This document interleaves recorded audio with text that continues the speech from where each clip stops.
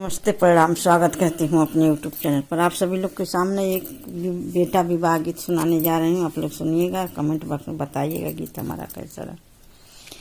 डाल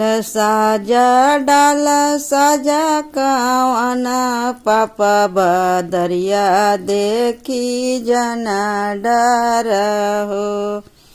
डाल साजा कावना चाचा बदरिया देखी जनी डर हो। डाल साजा कावना पापा बदरिया देखी जनी डर हो। देखत घाटा घेरी दिहले देखी पापा डेराई गईला। देखत घाटा घेरी अइला चाचा देखी डेराई गईला हो। बरतर भीजला बजनिया लोग बेलिया तर सजना लोग। बरतर भीजला बजनिया लोग बेलिया तर सजना लोग। करावा में बैठी देखे सुंदर दुल्हा नैना दूनों लोर ढारे हो।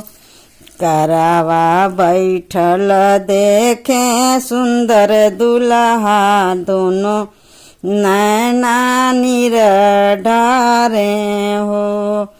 लोरावा पोछत पापा देखी लिहला काहे बाबू लोर ढाराओ। लोरावा पोछत चाचा देखी लिहला काहे बाबू लोर ढाराओ। हमारो बियाह पापा दूर कैला कोई ना बरात जाइए। हमारो बियाह चाचा दूर कैला कोई ना बरात जाइए। चुप हो का सुंदर दुल्हा नैना दूनों लोर पोछाओ। चुप हो खा सुंदर दुल्हा नैना दूनों लोर पोछाओ।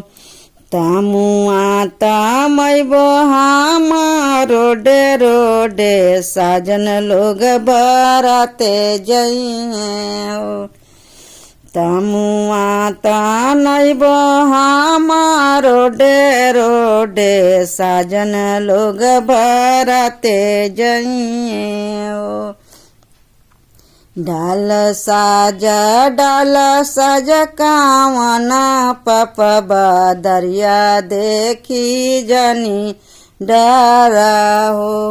डाल साजा कावना चाचा बदरिया देखी जनी डरा हो। बदरिया देखी जनी डरा हो।